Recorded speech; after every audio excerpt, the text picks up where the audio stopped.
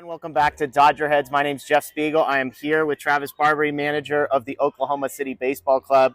Travis, I appreciate the time. Sure. I love when I get to talk to people to hear kind of stories of how guys get to the point. As I was doing some digging on you, minor leaguer, you started managing sort of as the head guy way back in 2003. We're a catching coordinator. What's it like for you to kind of have gotten to this point where you're AAA manager? You guys were league champions last year. What's that journey been like for you? I've been very fortunate to spend the amount of time I have here with the Dodger organization.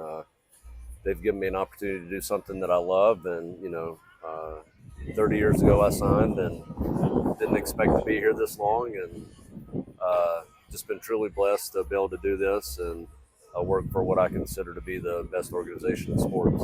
Yeah, as I was looking, I was thinking about all the different, quote unquote regimes, Right. From player to coach to minor league catching coordinator. What is it about the Dodgers that has kept you here so long? Well, I think that family comes first in this organization, and that goes all the way back to when the O'Malley's on the team, and the group that we have now that is in charge of everything. Like, they really support you with what you need as far as your family, and I think that they understand the importance of it. And each team, I think, feels like another family when you're away from your own for so long, and they're just great. They give us anything that we need and support us any way they can. I love it. So I mentioned last year you guys are league champs. You just finished the first half in second place. You're now 1-0 in the second half, so Right. tied for first place. Congratulations. Right. For a minor leaguer, like minor league manager, wins and loss, obviously, you guys are out here trying to win and lose. Right. And yet at the same time as a AAA manager, you guys are so much at the mercy of injuries and Right. call-ups and send-downs and that kind of thing. So besides wins and losses, because that matters, like what are the other things that maybe you guys have as goals or measuring sticks for success? Well, really, it's about getting guys to the big leagues, whether it's guys who are making their debut or whether it's 6-year free agents that we have signed that have been in the big leagues and they're trying to figure out how to get back. And the thing that we do really well here is we collaborate as a group, whether it be the on-field staff, with the performance staff, with the medical. It's a huge collaboration here, and I feel like that our people are able to identify things that guys do well and areas in which we can also help them improve. And but it's always good to be able to tell a guy, for the first time he's going to the big leagues, or even a guy that's been around for a long time and he's trying to get back, that he's going to the big leagues again. Like, there's no better feeling as a manager than telling the guy he's going up.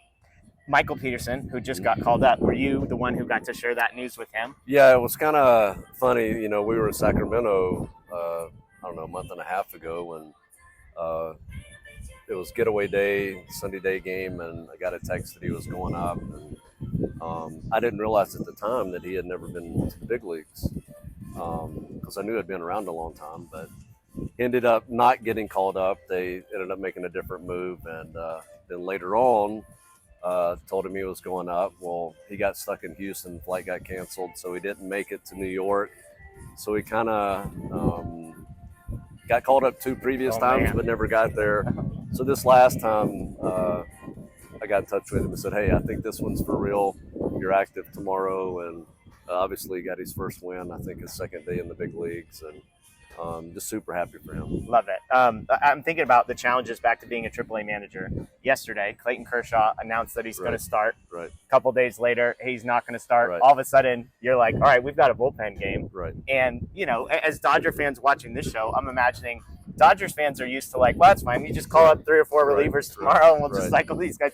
For you, it's like those guys aren't coming from anywhere. So, I mean, that just feels like a unique challenge that you have on your plate that maybe the average fan, Dodger fan, tuning into Oklahoma City may not realize. Well, fortunately, it happened the first day of the series, so we had all of our arms were available out of the pen. It gets a little tricky when you're in the 4th or 5th game of the series, and some of your guys have already pitched and they're not available to pitch on a bullpen day. But no, it worked out well yesterday. I feel like we've got a good mix of righties and lefties, so we can match up. And sometimes bullpen days are actually fun because you can kind of control a little bit more the matchup part of it. So, but yeah, yesterday worked out good, but ideally we don't have to do those too often. I mentioned your background as a catcher and then a catching coordinator. What a perfect organization for a guy who loves catchers. I mean, Right. all the way from Will Smith at the major league level Right. to you've got 2 great catchers here. You've got Right. catchers in Double A, Single A, all over Right. the prospect list. I want to talk about Hunter Fiducia real quick. As somebody who covers the Dodgers for our site, he's a guy I've always looked at and liked, and part of me feels bad for him because I'm like, this guy would be starting on a handful of teams Right. at the major league level. He's just Right. stuck in an organization that has 2 great catchers at the major league level. Right. So am I off on my assessment? Like, what do Dodgers fans who maybe aren't tuned in here need to know about a guy like Fiducia and what he could bring to a major league team if given the chance? Yeah, he's obviously kind of gone under the radar a little bit because we've had so much catching depth in the organization. But at each level he's played, he's proven that he's does a really nice job behind the plate, swings the bat well, and obviously being left-handed is a plus for him. I think like last year he kind of came out of his shell as far as his personality and was a little bit more of a take charge kind of guy. He's not a super high energy guy, but like when he's back there, I think he's starting to learn the importance of, managing the game and situations that come up, and obviously just growing in his confidence and the ability to do that. And being in big league camp the last couple of years, I think he realizes now that he's good enough to play in the big leagues and hopefully gets an opportunity to do it. Another catcher that just came up yesterday, Diego Cartaya. What's your breakdown? I mean, again, you're the expert here on catchers. What is it about Cartaya that makes him special?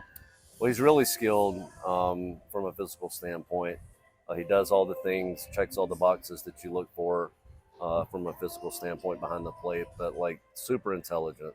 In his preparation, just knowing him and how he goes about it every day, like he probably prepares as good as anybody.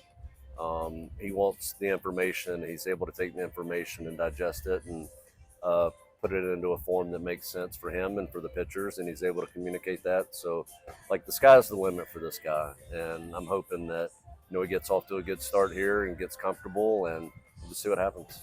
What's the plan for him? You've obviously we just talked about 2 guys that are major league caliber catchers. Right. I know Cartaya was DHing yesterday. Is it kind of going to be a 50-50 split, and then Cartaya will get some DH opportunities outside of that? Yeah, I mean, we're probably looking at, Fetty catching 3 and Diego catching 3, but we've also got Chris Oakey here who's really good at behind the plate in his own right.